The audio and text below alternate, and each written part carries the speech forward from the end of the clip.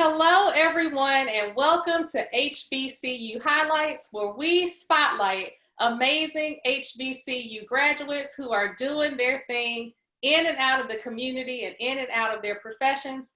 My name is Andrea Evans, and I'd like to welcome you to this special edition. My co-host, Ashley Deadweiler-Jones, is here as well. We have a special guest for you all today. 2018 Lobbyist of the Year, socialite, community activist, my Eta Kappa sister. What more can I say about Nicole Venable? Nicole, welcome to HBCU Highlights. Thank you so much. I'm so excited to be here with you two ladies. Well, we are excited to have you, and we want to hear your story. So let's go back to when you first decided that you wanted to go to Spelman College and you chose Spelman College. Tell us how that happened and why did you choose Spelman College? Well, I have to start out by saying I in no way chose Spelman College. I was headed very much to Georgetown or William & Mary or UVA. However, my parents, who were both HBCU grads, and my mother, who was actually a trustee at Winston-Salem State University, had very much other plans for me.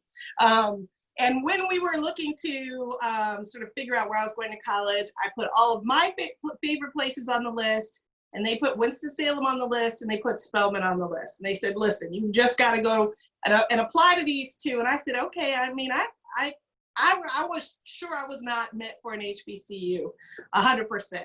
My mother decided to take me and some of my other girlfriends from Newport News, Virginia, whose mothers also went to HBCUs, and none of us were trying to go to an HBCU. They packed us into a van, and we visited all of their alma maters on the way down to Spelman. The funny thing was, each one kind of got better, and we kind of figured it out a little bit. But again, my mother had a very special relationship with Winston-Salem State University. And I recall very significantly, her godfather at Winston-Salem State was the most winningest coach in CIAA history. His name was Coach Gaines. And she called the coach ahead of time, and we pulled up in our van. She had the entire basketball team lined up to meet us in their suits. And so I was like, wait a minute, this doesn't seem so bad. So by the time we got to Spelman, with a whole school across the way, named Morehouse, filled with African-American men that we just never seen that. We were kind of more thinking this might be for us. And then we went to, my mom actually was a Delta, and she had called ahead to the Deltas at Spelman. And when we got there, they met us as well. And we had arranged to spend the night with, each of us had a Delta that we'd spend the night with. And Andrea Delia Myers was the Delta that I was connected to at the time. And, we spent a whole 24 hours there. We stayed in the dorms, we went to classes, we sort of saw Manly Friday. And by the end of the weekend, we were all going to Spelman. So it felt like home. We were challenged intellectually. We saw these fabulous women, and basically we were all going to Spelman, and we all went to Spelman. So again, we had no idea we were going there when we started on the trip. My mother had other ideas, and they made it happen.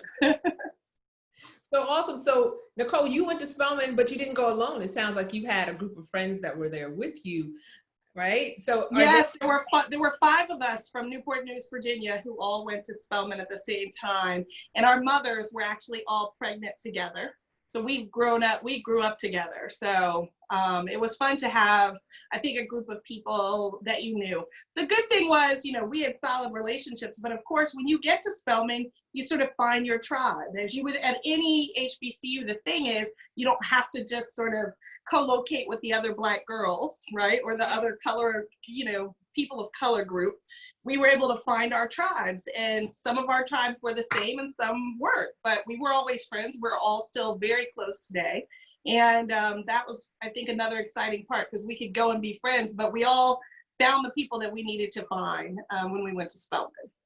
Wow. Now, I'm sure with the group of you and even some of your new tribes, you had some very unique experiences. Is there something that really stands out to you when you think about your time at Spelman? I'm sure there's tons, but if there's something that you said, wow, this was a magic moment, can you share that with us?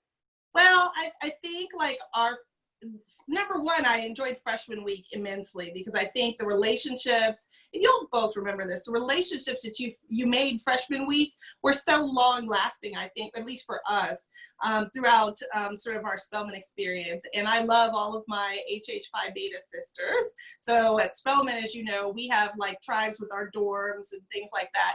So we were all sort of locked in there at night and on the weekends. You really got to know people. So I think, there are lots of experiences like, nights when we were out at homecoming and having to find our way home before curfew, everybody, running from the security desk and, those kinds of things that were fun. And then pledging and sort of manly Fridays and just that whole sort of homecoming experience every year. All of that was just really amazing. And it's hard to sort of distill it down into one thing because every year there was just something else that blew your mind about being in the AUC. You are bringing back some good memories for me, Nicole. That's why I'm smiling. All of that sounds amazing. Now let's go to what you did while you were at Spelman. So what did you major in and how are you using that today? Well, I majored in political science. And I had a major or a minor in international affairs. At the time, Spelman didn't have an international affairs minor.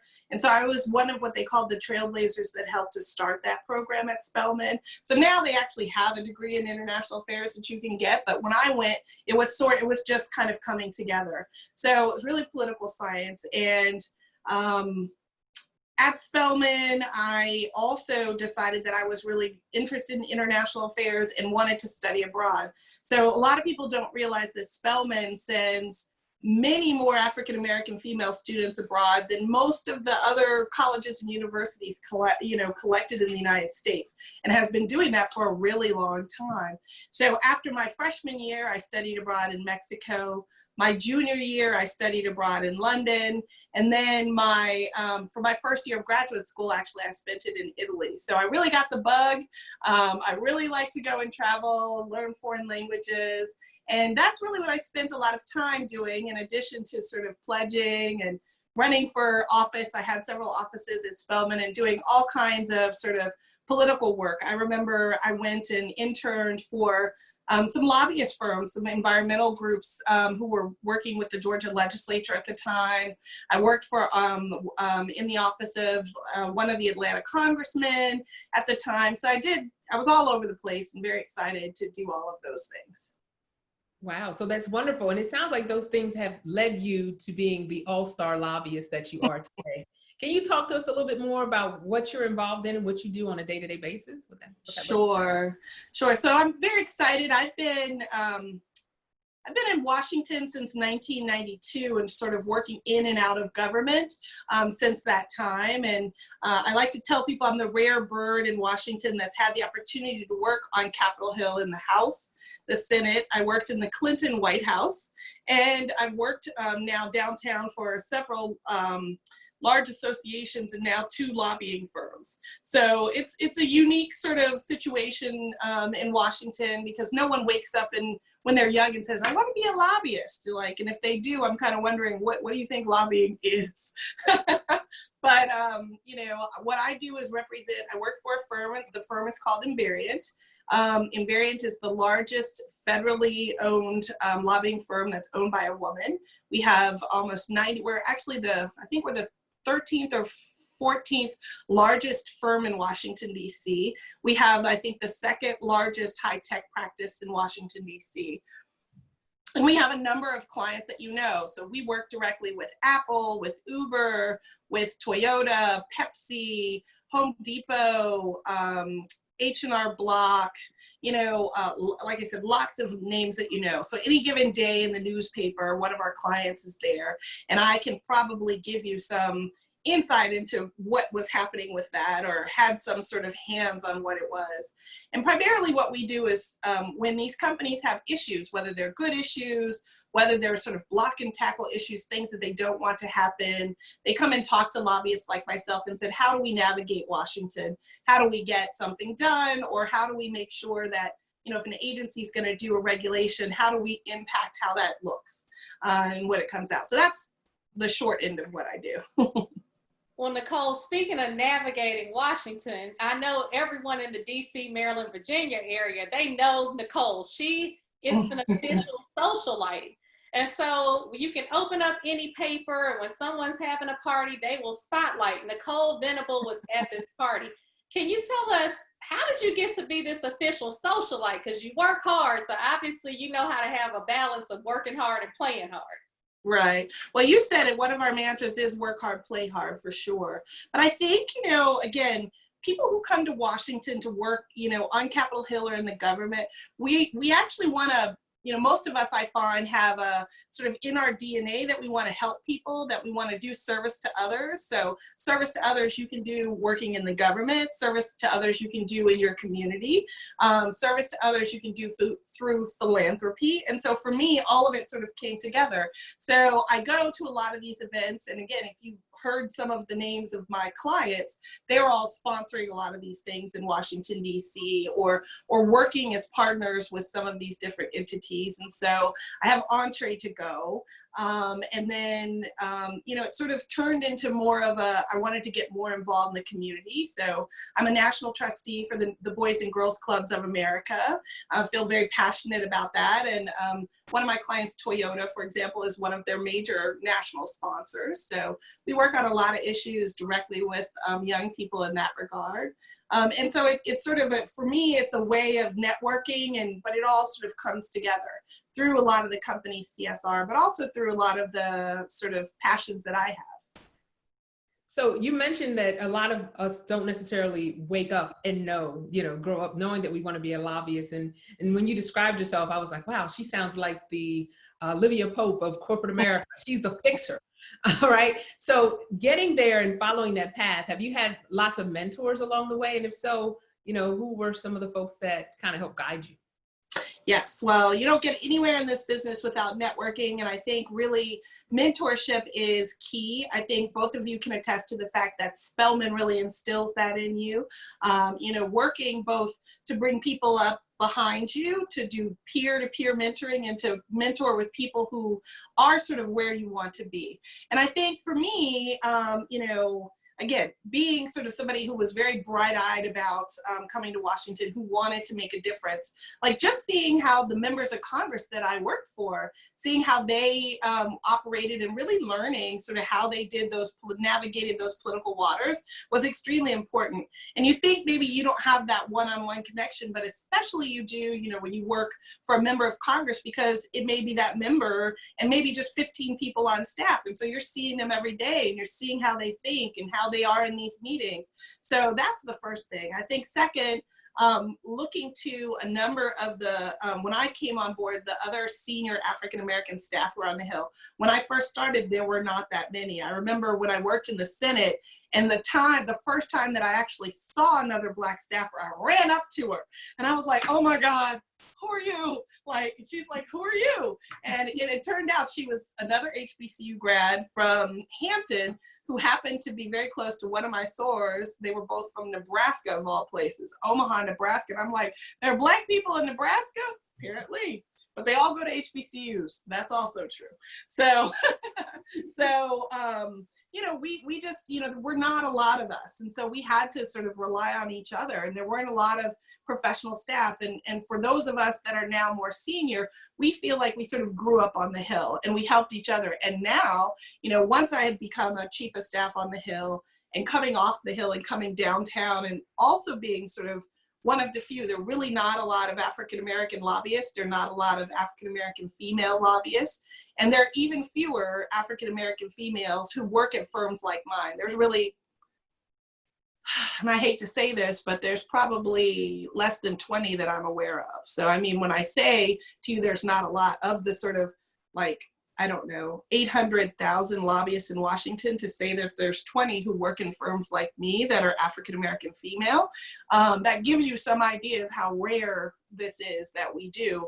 And so when we see other people who are poised to become either legislative directors or chiefs of staff, or who say to me, I want to come downtown one day, or how did you get to work in the White House? And a lot of that question is coming up now, in anticipation of the election. And, perhaps the change in the White House, people are going, well, what did you do to prepare for that? How do you work in the White House? So, that's the kind of mentorship that we give. And then the other very much rarefied air is to be head of a Washington government affairs office. So you think about it, all of those companies that I mentioned, they have a Washington office here, and they have a head of that office. There are now, it used to be very few, but there are now about 30 to 35 African-American heads of offices. So those folks are where we want to be, and those, I can count all of them as mentors. You sort of met them along the way, you sort of went to them and said, I want to be like you, what do I do? And at each stage of sort of your career, you sort of consult with them, you work with them, and now, like, a lot of them are my clients, they hire me, thank goodness.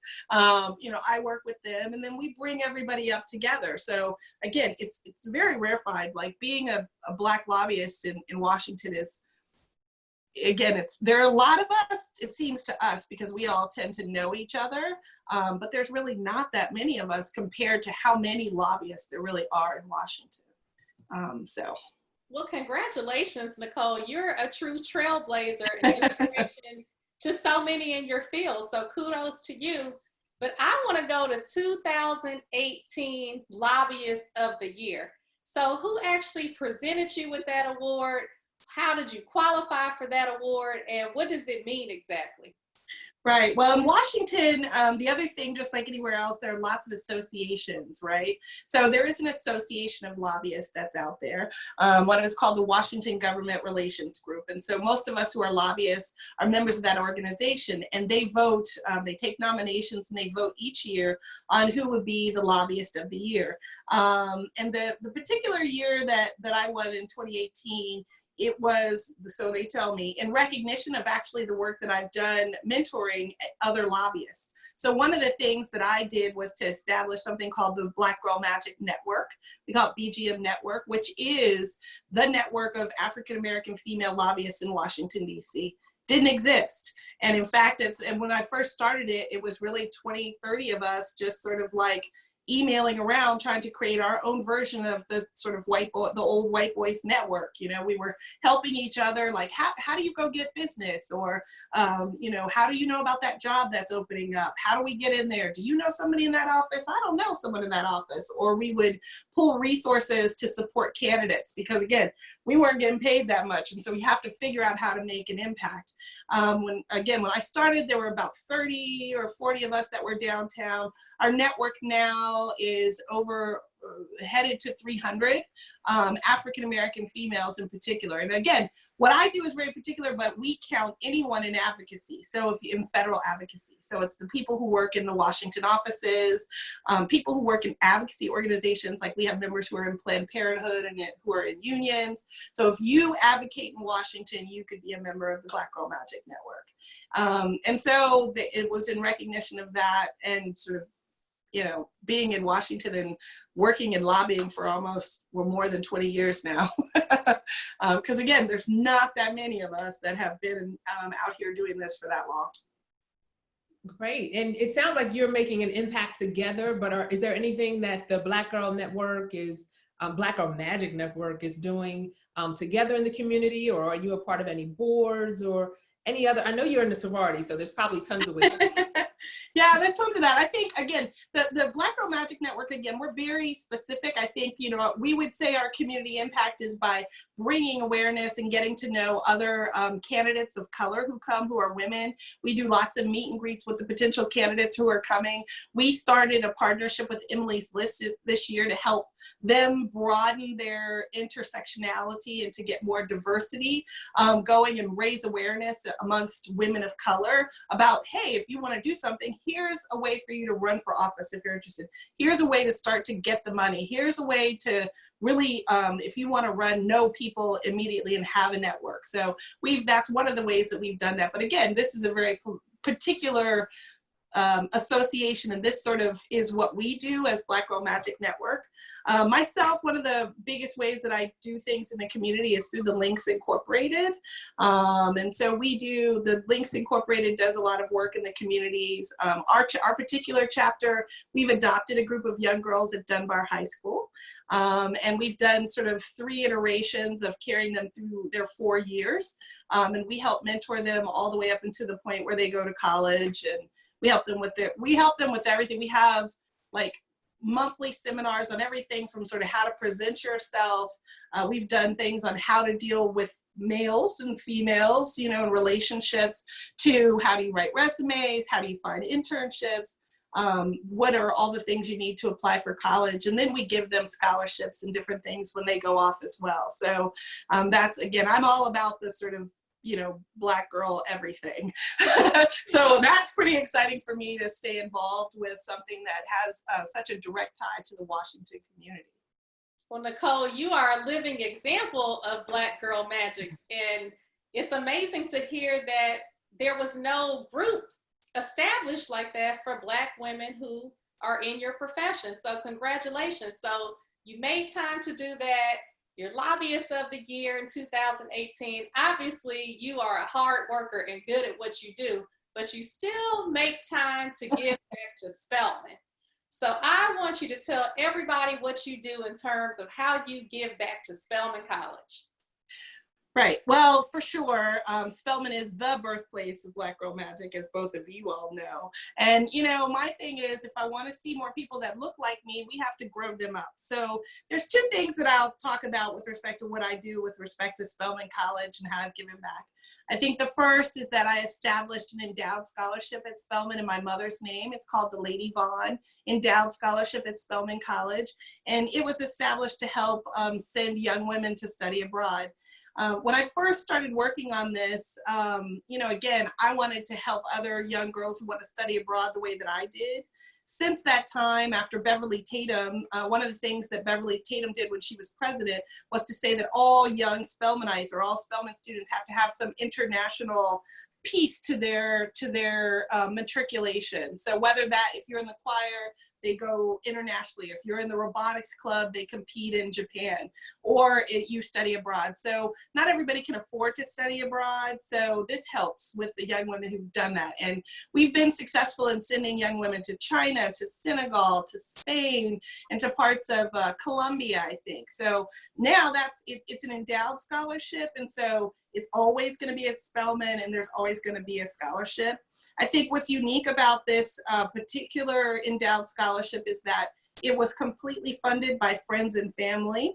And it was done over a series of years where, you know, every time we would celebrate my birthday or my mother's birthday, or we would have family reunions, this was always something that the family and friends would give to, and it became sort of an annual thing, and people would always write me, I've given to Lady Von, you know, and they'd sort of write it in. So we didn't have corporate sponsorship for this, and to get, you know, an endowed scholarship on that level, it took a lot of work and a lot of time. The second thing was that as I've been in Washington and up on the Hill, you know, one of the big things is to have internships. And, you know, this is an intern town. And I just felt at the time, and I guess this was about eight or more years ago, I felt like there weren't enough Spelmanites on the Hill. They weren't, you know, I didn't see a lot of them in the internship programs or working with the Congressional Black Caucus Foundation. And I was like, now, why is that? Why are more Spelmanites not up here kicking butt? So I actually, you know, I asked Dr. Tatum about that, and she said, that's a really good question. You're going to figure out the answer, and you're going to come tell me, and you're going to take care of it. And I said, okay. So I was voluntold what to do. And I ended up helping to start a week-long immersion program in Washington for Spelmanites. The program started out kind of just me calling upon friends and stuff on the Hill. The Spelmanites would come, and we would sort of figure out a program for them. It's now a formalized program that the SGA funds every year. Students at Spelman apply to the program. So we get a bunch of the student leaders. When they come, we have a set sort of schedule for them. They learn actually about some issues. They go on the Hill and lobby their members of Congress. Then they spend an afternoon shadowing in CBC offices or with other young Spelmanites who are on the Hill or with other young women of color. And then they have several meetings with alumni in Washington, and I convene an alumni panel during this week every year, and all of the alumni are people who worked or were connected to the Hill or the White House. So we came and talk about how Spelman got us where we needed, gave us the skills to help us in Washington. We talked about what we did on the Hill or in the White House or an administration or an agency and how they could get there. And then we all bring internship opportunities to these young women.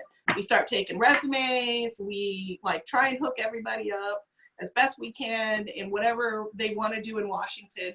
And it's been one of these sort of things where now a new staffer, I'll walk into an office and they go, oh my goodness, you know, I came to the Washington thing and now I'm a staff assistant in an office. So there have been, I've been in some offices like Mr. Clyburn's office, for example, that currently have, well, I would say at the beginning of the year had 3 Spelmanites working in the whip's office. So I'm very excited about that. And one of them, one of the Spelmanites that he had at the time was the first African-American floor director for the whip of the United States House. Her name is Ashley Scott Palmer. And that's pretty exciting. We were very excited when Ashley took on that role. Wow, I'm sitting here listening to you and I am just so proud of the work that you have done, that you continue to do to make so much impact, and you're opening so many doors for so many of your sisters. So thank you so much for that. Now, since you really enjoy mentoring, what would you tell the 17-year-old Nicole at Spelman, knowing everything you know now? What would you turn back around and share with her? Well, again, I would say just double down on sort of the internships. I mean, I really, I told you I was focused on international affairs. And so I really wasn't focused on Washington and coming here and sort of being this Politico. What tends to happen is once you come to Washington in an internship, you get what we call Potomac fever. You got to get stuck, you get stung and you're like, I kind of like this. And so I, you know, kind of shifted a little bit because the substantive area that I worked on when I was on Capitol Hill were all international trade issues. So I had one foot still in international affairs, but I was doing it from the platform in Washington, D.C. and from the perspective of the U.S. government. And even as I lobby, a lot of what I do is basically international or lobbying on international trade agreements and trade issues. So I've tried to keep that balance, and I would, you know, just tell me back in the day, I should have been even more involved in sort of getting people to vote, understanding those processes. And it's, you know, that's a thing that I have now. Everybody should be registered to vote. Everybody should be fully engaged, especially in years like this. Everyone should understand and be involved in some kind of get out the vote activities. And this year, it's particularly important that everybody fill out their census forms. So, you know, I go around and every Zoom that I'm on, I'm always like, has everybody filled out their census? Did you call all of your cousins? Did Pookie fill out hers? You know, your great aunt, did you get her? Did you go over to her house or figure out how to put her on the phone or fill it out for her online while we've been in this quarantine? Did you take care of everybody? So that's what I, you know, try and tell everybody to do. And I wish, you know, when I was younger, I really would have had a greater appreciation for that. Because I think we all, as young people now, we can see how much we can make a difference, even from that moment of turning 18. Nicole, you are truly making a difference. You're dropping a lot of nuggets here today, not only that adults could benefit from, but we have a lot of students that watch HBCU highlights. And right at this moment, they're saying, well, I have a choice. I could go to an HBCU or I could choose to go to a non-HBCU. So what advice would you give to that student that's on the fence about choosing an HBCU? Well, I'm going to say 2 things. So one of my clients is actually a company called Invariant, which is one of the largest federal student loan servicers in the country. And so I have a lot of insight into sort of the trends and the things that fall into sort of student debt and what that means and how you repay that and everything else. So the number one thing I think for every student is that you have to have a real frank talk with your family about what is is in the world of possible? What can you afford? What can they afford? Because that's important, and it's important based on what you want to study and what you want to do later, and figuring out how you're going to get through that morass of debt. So that's the first thing. The good news is that HBCUs come in all shapes and sizes, and they're in all different states. So you can find some that are more affordable for you, but knowing what you and your family can afford is important as you're making any college decision, number one. Then making the decision between sort of, you know, what is the term that they use for those? For a non-HBCU and an HBCU is this. I think you have to know yourself. You have to know what you're looking for out of school. For me, I believe that every young person of color can benefit from going to an HBCU, because as we talked about earlier, you go there and you find your tribe. You don't have to worry about being the smart Black student or this Black student. You don't have to worry about being the Black student who's running for SGA president, because guess what? At HBCUs, the president of the SGA is Black, the vice president of the SGA is Black, the treasurer of the SGA is Black. I mean, what you can really cut through the morass and really figure out who you are as a student, who you are as a person, and get to the things that you want to work on, not what you can just get as the Black student. And I think that's important, because I think that's a role of going to college, really growing up and figuring out who you are. I think the second thing that I tell people about going to HBCUs is this. We now know that upwards of, I think it depends, but by profession, but for sort of professions like Andrea's or yours, where you have to be licensed. So for licensed professionals, that's lawyers, doctors, accountants, for engineers, people who have to be licensed, upwards of 70% of African-American licensed professionals all went to HBCUs.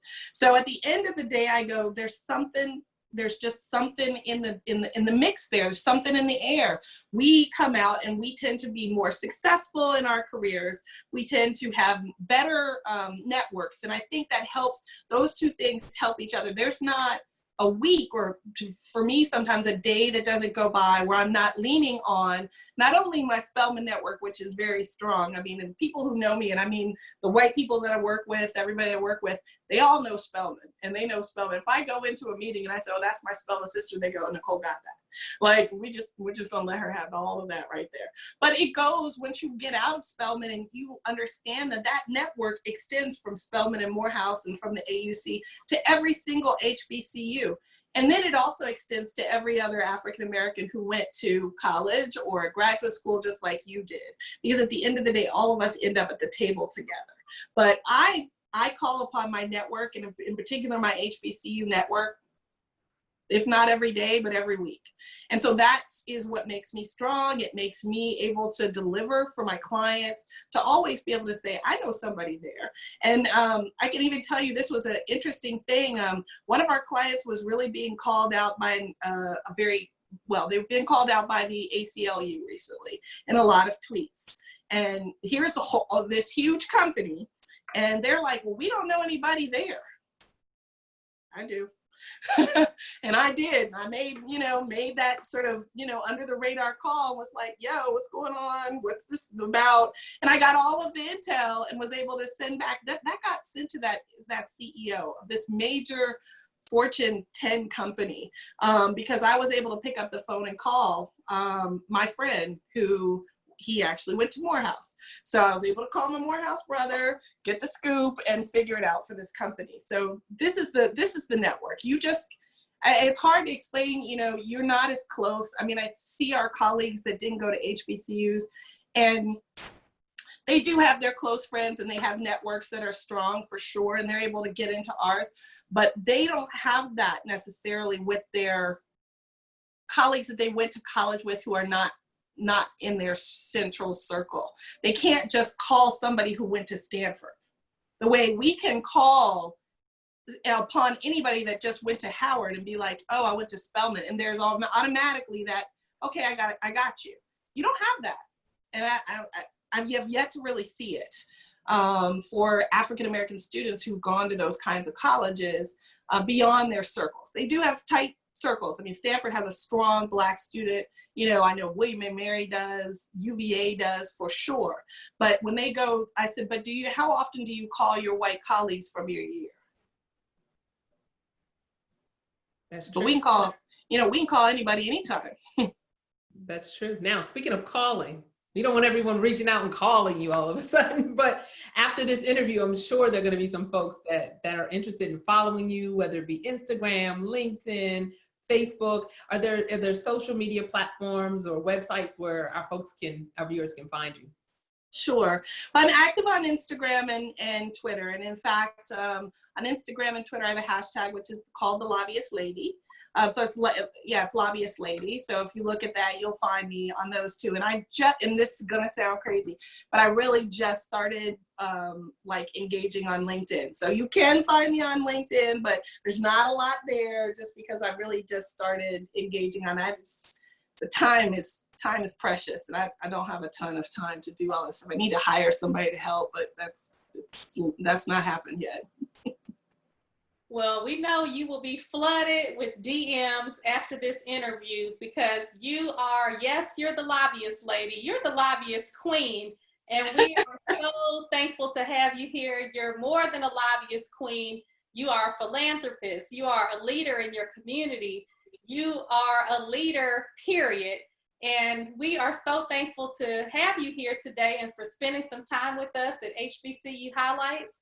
Nicole, thank you for dropping those words of wisdom, and just thank you, period, for this amazing interview. And I want to challenge you to write a book because oh my, you have a bestseller on your hands. People want to know about this college tour that your mother took you on, and to expose you and 4 of your friends to Spelman and make such an impression that all of you went to Spelman.